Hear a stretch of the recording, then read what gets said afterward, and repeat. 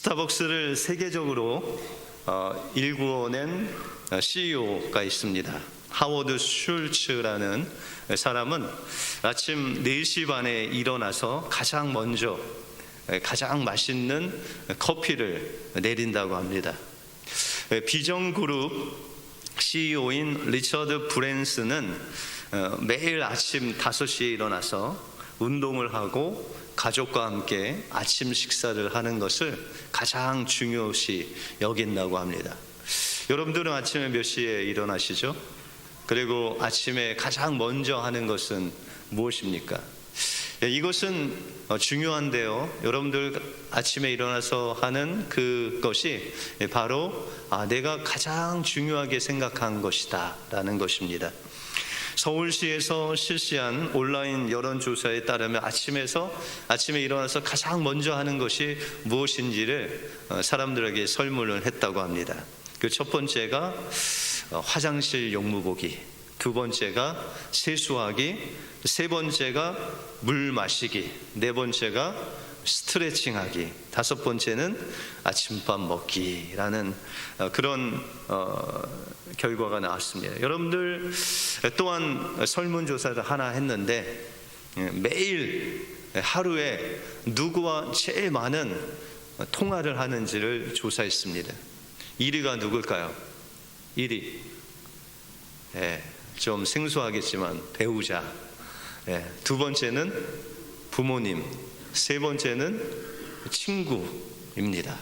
여러분들은 누구에게 전화 가장 많이 하세요? 유튜브? 여러분들, 우리가 전화를 가장 많이 하는 사람은 여러분들의 삶 속에서 가장 중요한 사람이죠.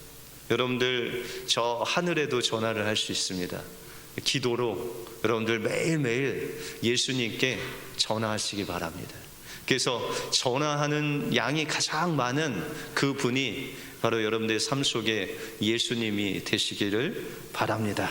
매일 주님께 가장 중요하고 가장 사랑스러우신 예수님과 통화하시고 교제하심으로 기쁜 성탄을 맞이하시는 여러분들의 삶이 되시길 주님의 이름으로 축원드립니다.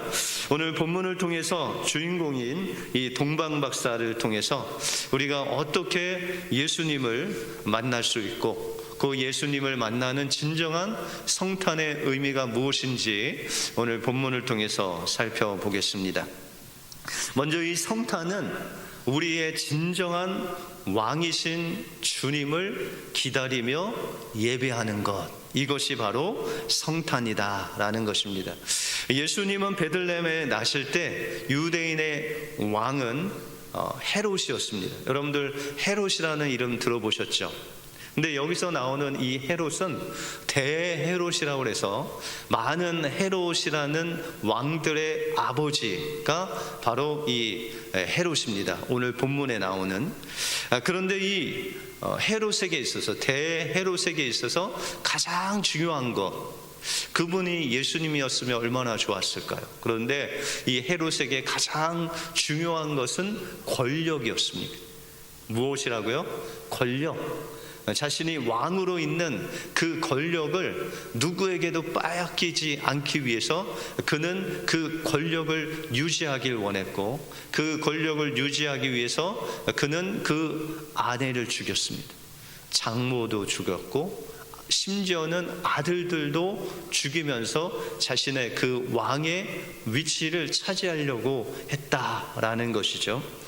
이와 같이 이 헤롯에게 있어서 가장 중요한 것은 그의 왕의 자리였다라는 것입니다.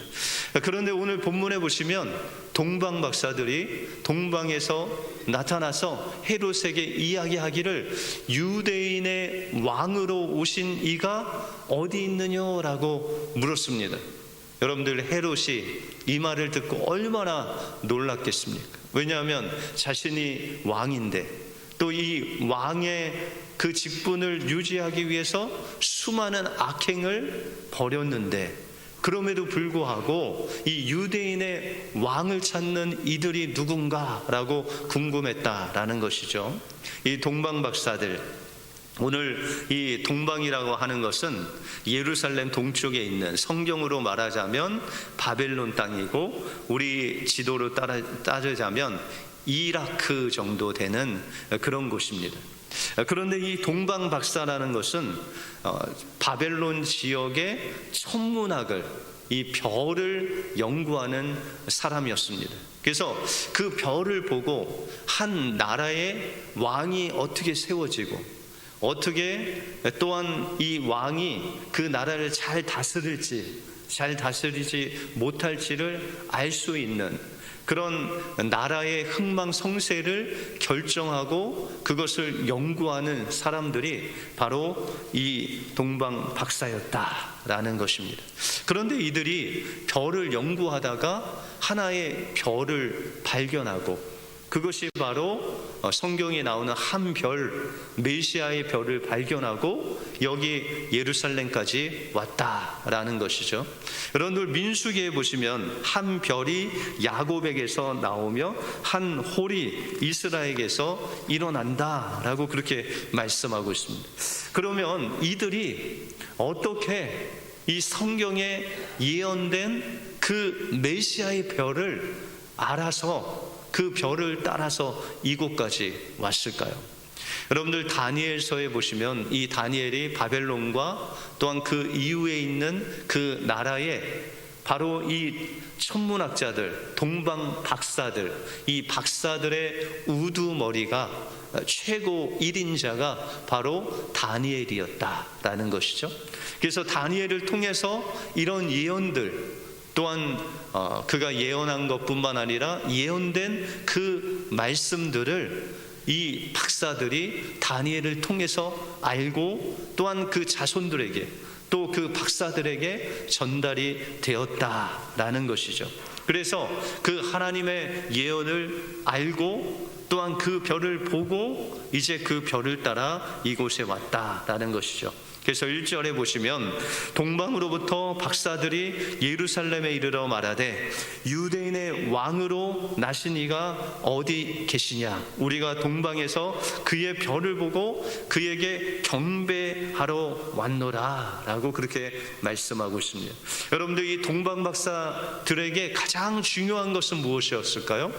그 별을 통해서 유대인의 왕으로 오시는 그 주님을 경배하는 일, 그것이 그에게 가장 소중한 일이었다라는 것이죠. 여러분들, 성탄의 의미가 뭘까요? 성탄, 우리가 크리스마스라고 그러죠. 이 크리스마스라는 단어는 크라이스트와 메스라는 단어의 합성어입니다. 크라이스트는 우리 메시아 되신 예수님이죠. 이 메스라는 것은 예배하다, 경배하다라는 것이죠. 그래서 우리가 진정한 성탄을 우리 맞이하기 위해서는 그리스도를 예배하고 경배하는, 오늘 여러분들이 주님을 예배하기 위해서 오지 않았습니까? 이 주님을 예배하는 이 자체가 바로 진정한 성탄이다. 그래서 동방박사가 그토록 사모한 것이 바로 이 성탄이라는 것이죠.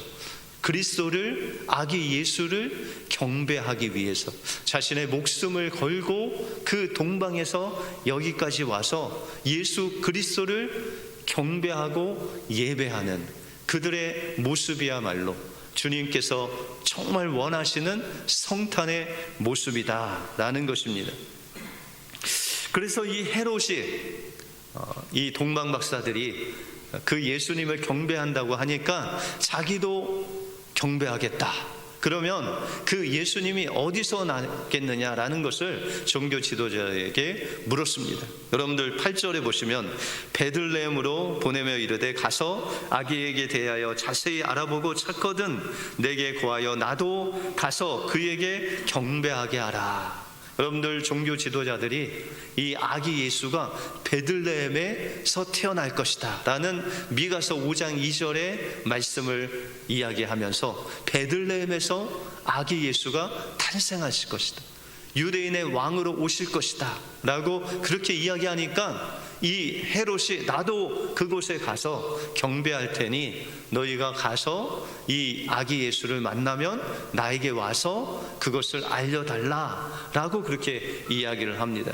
겉으로 볼 때는 이 헤롯도 예수님을 경배하려는, 성탄을 누리려는 사람 같지만, 그러나 여러분들 16절에 보면 이 동방박사들이 헤롯에게 돌아오질 않습니다. 그래서 이 헤롯이 군사들을 보내서 그 베들레헴에 있는 남자아이, 2살 아래의 남자아이를 다 죽입니다. 여러분들, 헤롯은 하나님을 예배하고 그 예수님을 경배하는 그 성탄을 누리기보다는 자신의 권력을 위협하는 그 아기 예수를 죽이려고 했었다라는 것이죠. 이와 반대로 동방박사들은 이제 그들이 알려준 대로 베들레헴으로 발걸음을 띱니다. 그때 동방에서 보였던 그 별이 하늘에서 나타나고 그것을 따라서 이제 베들레헴으로 가서 그들은 이 아기 예수님을 만나게 되었다라는 것이죠. 이뿐만 아니라 동방박사들은 자신이 만나려고 하는 그 아기 예수님께 드릴 가장 귀한 것을 준비해 왔다라는 것이죠. 여러분들 11절에 보시면 집에 들어가 아기와 그의 어머니 마리아가 함께 있는 것을 보고 엎드려 아기께 경배하고 보화합을 열어서 황금과 유향과 모략을 예물로 드리니라 라고 그렇게 말씀하고 있습니다. 여러분들 어떻게 황금 가지고 계세요? 여러분들, 황금이라는 것은 왕을 의미합니다. 변하지 않는 왕을 이야기하고, 유향은 하나님께 그 연기로 드리는, 그 냄새로 드리는 귀한 재료고, 이 모략이라는 것은 죽은 시체에 발라서 부패를 방지하는 방부제 역할을 합니다.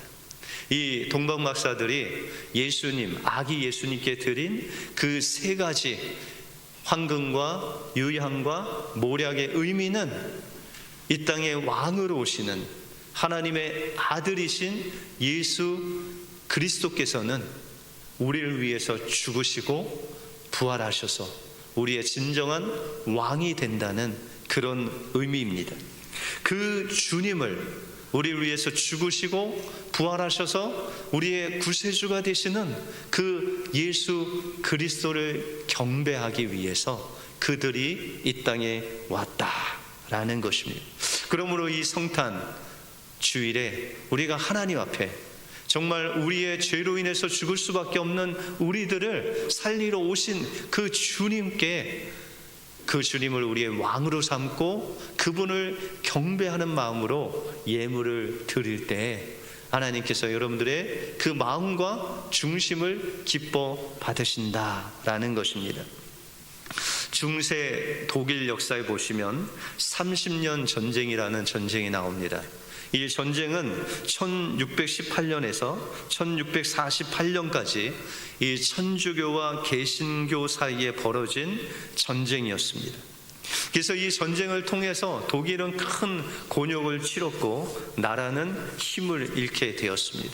그리고 이 전쟁 후에 흑사병이라는 병이 유행하면서 수백만의 독일의 사람들이 죽어 나갔습니다. 당시에 가장 치열한 격전지였던 실레지아라는 곳에서 전쟁이 끝난 후에 대부분 주민들은 종교개혁 이전에 천주교로 돌아갔습니다. 왜냐하면 전쟁에서 이 천주교가 승리를 잡으면서 많은 사람들이 이 기독교를 떠나서 천주교로 갔습니다. 그런데 그 실레지아라는 그 곳에 이제 하나님의 부르심을 받아 정말 하나님께 충성하는 그런 귀한 하나님의 종이 있었습니다. 그는 벤자민 슈몰크라는 그런 목사님이셨습니다.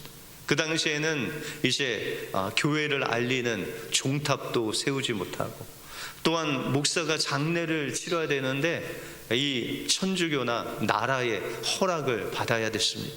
그래서 이 슈몰크 목사님은 그런 상황 속에서, 그 어려운 상황 속에서 사람을 찾아다니면서 다시금 예수님을 전하고 그들을 교회로 인도하는 일을 했습니다. 너무 열심히 일을 하다 보니까 뇌출혈이 와서 이제 반쪽 손과 발을 못 쓸 정도로 그렇게 어려움을 당했습니다. 그럼에도 불구하고 이 슈몰크 목사님은 그 불편한 몸을 이끌고 수마일을 가서 하나님의 복음을 전하고 그들에게 하나님의 말씀을 전하는 그 신방을 계속 하게 되었습니다.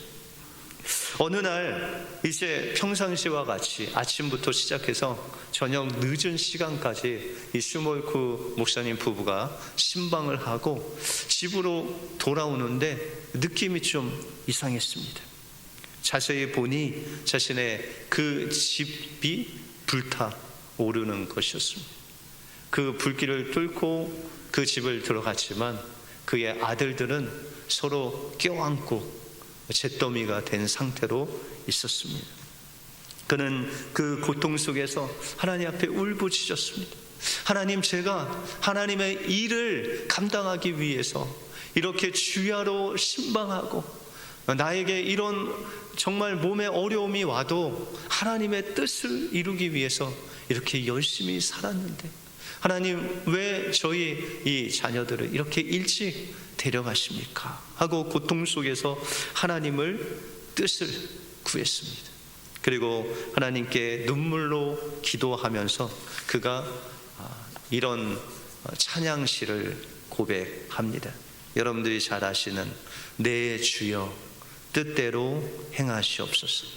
큰 근심 중에도 낙심케 마셔서 주님도 때로는 울기도 하셨네. 살든지 죽든지 주여 뜻대로 하옵소서. 이런 찬양시를 고백하면서 하나님의 뜻대로 자신의 인생을, 또한 그 천주교로 간 그 사람들을 다시금 주님께로 인도하는데 자신의 인생을 다 드린 슈몰크 목사님의 간증입니다.